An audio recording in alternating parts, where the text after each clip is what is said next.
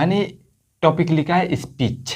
अगर हम स्पीच देना स्टार्ट करेंगे ना, तो कहीं ना कहीं इससे हमारे अंदर एक कॉन्फिडेंस आएंगे, हमारे अंदर एक पर्सनालिटी बिल्ड होंगे, जिसके मदद से हम अपने लीडरशिप को क्वालिटी को इम्प्रूव कर सकते हैं, लीडरशिप की क्वालिटी को बिल्ड कर सकते हैं। मैं राइट? तो अगर हमने स्पीच को देना सीख लिया तो समझो कि एक बहुत बड़ा स्किल सीख लिया। ये थोड़ी सी जान लें कि जो स्पीच है, ये स्पीच होता क्या है। तो हम कह सकते हैं कि speech is a important medium of communication by which message is sent to the audience in a formal way through the speaker या फ्रॉम द स्पीकर। कि स्पीच क्या है कि एक ऐसा मीडियम है कम्युनिकेट करने का जिसके मदद से जो स्पीकर होते हैं ओरली अपने थॉट को, अपने बात को जो उनके सामने जो ऑडियंस होते हैं फॉर्मल वे में उनके पास शेयर करते हैं, पहुंचाते हैं। स्पीच के जो कुछ कैरेक्टर्स हैं, कुछ स्टेप्स हैं, इन स्टेप को अगर हमने फॉलो किया तो हमारा जो स्पीच होता है ना, थोड़ा सा इफेक्टिव हो जाता है, अच्छा हो जाता है। दैट मीन्स यहाँ पे कौन कौन से पॉइंट लिए हैं? क्लैरिटी होनी चाहिए, ब्रेविटी होनी चाहिए, इंफॉर्मेटिव होनी चाहिए, इंटरेस्टिंग होनी चाहिए, नेचुरल वॉइस होना चाहिए, बॉडी लैंग्वेज अच्छी होनी चाहिए, कॉन्फिडेंस के ऊपर हमें काम करना चाहिए, क्वालिटी के ऊपर बात करना चाहिए। ठीक है, तो क्लैरिटी होनी चाहिए। इसका मतलब क्या है? कि इसका मतलब होता है कि क्वालिटी ऑफ बीइंग क्लियर और बीइंग ऑफ शॉर्ट। कि कोई भी स्पीच हम दे रहे हैं तो उसके अंदर कोशिश करना है कि जो हमारे जो स्पीच का जो कंटेंट है, जिसके ऊपर हम स्पीच दे रहे हैं, वो शॉर्ट में हो। इससे क्या होगा कि जो सामने वाले ऑडियंस है, अगर लंबा ड्यूरेशन चला जाएगा तो बोर हो जाते हैं। तो क्लैरिटी होनी चाहिए, क्लियर होनी चाहिए। मोटिव क्या है? स्पीच देने का मोटिव क्या है? किस मोटिव से हम इस चीज को दे रहे हैं, रिप्रेजेंट कर रहे हैं? क्लैरिटी क्लियर हो जाना चाहिए। ठीक है, मोटिव क्या है कहने का? क्लियर है। अब नंबर 2 आती है brevity. What is brevity? Never repeat again. कि कोई कोई क्या होती है ना, टॉपिक जो बात जो सेंटेंस होती है उसको हम लोग बार बार रिपीट करते हैं, तो ये रिपीट नहीं करना है। बार बार रिपीट करते हैं, इससे क्या होता है, हमारे जो ऑडियंस होती है, जो सामने वाली, वो स्पीकर की जो बातें होती है ना, उनको सुन सुन करके एक ही बात को थोड़ा सा मतलब बोर हो जाती है। नंबर 3 जो है इंफॉर्मेटिव। इंफॉर्मेटिव का मतलब कि नॉलेजेबल होना चाहिए, उससे हमको कोई ना कोई एक नॉलेज मिले, उससे हमको कोई इन्फॉर्मेशन पता चल रहा है कि नहीं पता चल रहा है, उससे हमको कोई नॉलेज मिल रहा है कि नहीं मिल रहा है, उससे हमको कुछ सीखने को मिल रहा है कि नहीं मिल रहा है। नंबर 4 क्या है? इंटरेस्टिंग।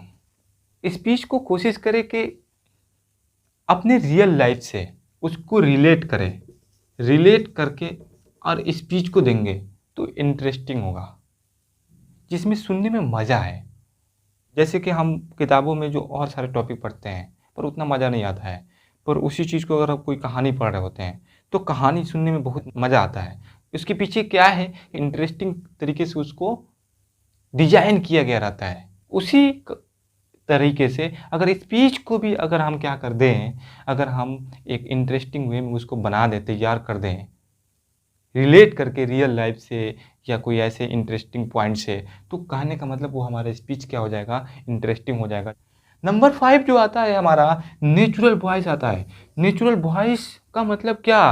कि कहाँ पे हमको लो पिच में बात करनी है, कहाँ पे हमको हाई पिच में बात करनी है, कहाँ पे हमको फास्ट बात करनी है। स्पीच के अंदर एक ही मीडियम में एक ही प्रोसेस से अगर हम बात करेंगे तो डैट मीन्स हमारा वहाँ पे स्पीच जो है इफेक्टिव कभी भी नहीं हो सकती है। हमें स्पीच के ड्यूरेशन कहीं पे क्या करना पड़ता है, कहीं पे हमको स्लो तरीके से बात करना पड़ता है, कहीं पे हमको फास्ट बात करने पड़ते हैं, कहीं पे हमको जो है हाई पिच, कहीं पे लो पिच, ये चेंज करने होते हैं। जैसे घरों में बात करते हैं वैसे स्पीच के अंदर बात न करना है, न करना है।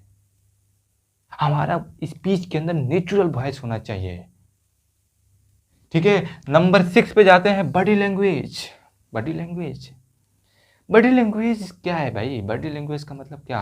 बॉडी लैंग्वेज भी एक लैंग्वेज है। जैसे हमारे साउंड से सामने वाला इंसान समझ जाता है, वैसे हमारे बॉडी के एक्सप्रेशन से भी सामने वाला इंसान समझ जाता है। That is called body language. आगे हम क्या कहने वाले हैं, हमारा बॉडी का एक्सप्रेशन क्या बता रहा है। अगर अपनी आवाज़ को रोक भी दे और बॉडी लैंग्वेज को अगर आगे कंटिन्यू रखे, दैट मीन्स सामने वाला व्यक्ति समझ जाएगा कि आगे क्या कहना चाह रहा है। बॉडी लैंग्वेज के अंदर हमारा फेशियल एक्सप्रेशन आता है, हमारा आई कांटेक्ट आते हैं कि हम जिससे बात कर रहे हैं उनसे प्रॉपर वे में हमारा आई कांटेक्ट है या नहीं है। हमारा जो है फेशियल एक्सप्रेशन आते हैं कि हमारा फेस का एक्सप्रेशन कैसा है, हमारा गुड पोस्चर मायने रखता है, हमारा परफेक्ट गेस्चर मायने करता है कि हमारा कहाँ हैंड को रेज करना है, अप्स करना है, कहाँ डाउन करना है। हम कह सकते हैं कि जो है हमारा गुड सेंस ऑफ ह्यूमर भी वहाँ पे काम करते हैं। ये सब के सब किस में आएंगे, हमारा बॉडी लैंग्वेज के अंदर आ जाएंगे।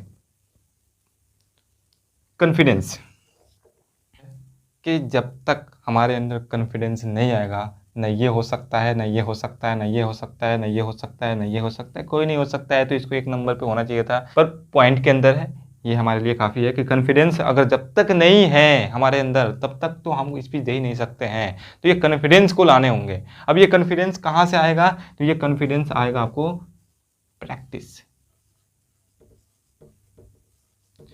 आपको प्रैक्टिस से आएंगे। प्रैक्टिस करते जाओगे कॉन्फिडेंस हो जाएंगी, और देखो कॉन्फिडेंस इतना हो जाएगी कि आप ऑडियंस के सामने बात करने लग जाओगे। क्वालिटी अच्छी होनी चाहिए, क्वालिटी अच्छी नहीं है तो कहने का मतलब स्पीच जो होती है हमारे इफेक्टिव नहीं हो पाती है। हमारे क्वालिटी अच्छी होनी चाहिए कि हम जो कंटेंट तैयार किए हैं, तैयारी करने के बाद, प्रिपरेशन के बाद जो है हम जा करके स्पीच देते हैं तो उसी वे में दे देते हैं जैसे कि लगता है कि हम कहानी पढ़ रहे हैं। क्वालिटी अच्छा है नहीं है, और पता है सबको कि जो भी स्पीच जो देता है वो पहले से उसका प्रिपरेशन करता है, पर कैसे बोलना है ये क्वालिटी उसके अंदर इंक्लूड होना चाहिए। और कोशिश करना है कि जो स्टार्टिंग है और जो एंडिंग है इसके ऊपर फोकस करने के लिए, स्टार्टिंग और एंडिंग अच्छे तरीके से हम स्टार्ट कर रहे हैं और अच्छे पॉइंट से अगर हम उसको ख़त्म कर रहे हैं ना, तो हमारा स्पीच यही दो मेन होते हैं, स्टार्टिंग और आखिरी का। देखते हैं अक्सर जो लोग होते हैं ना, शायरी बोला करते हैं शुरू में और आखिरी में भी। क्यों? उसके पीछे वजह यही है कि स्टार्टिंग और एंडिंग के ऊपर अगर हमने अच्छा से तैयारी किया है, बीच में थोड़ा सा अगर दिक्कत भी होगी, अगर हमारा कंटेंट अच्छे भी नहीं होंगे, अगर हमारा कॉन्फिडेंस अच्छे भी नहीं होंगे ना, स्टार्टिंग और एंडिंग को देख करके हमारा इफेक्टिव स्पीच हो जाती है। तो ये सारे पॉइंट हैं जिसके ऊपर मैंने बात किया। क्लैरिटी होनी चाहिए, ब्रेविटी होनी चाहिए, इन्फॉर्मेटिव होना चाहिए, इंटरेस्टिंग होना चाहिए, नेचुरल वॉइस होना चाहिए, बॉडी लैंग्वेज होना चाहिए, कॉन्फिडेंस होना चाहिए, क्वालिटी होना चाहिए। इसके अलावा और सारे भी स्टेप हैं, और सारे भी इसमें पॉइंट हो सकते हैं जो होनी चाहिए। लेकिन ये जो था मेजर जो है यूज अगर हम कर लेंगे इसको, तो हम ये कह सकते हैं कि ये धीरे धीरे हम स्पीच को एक इफेक्टिव में बना सकते हैं।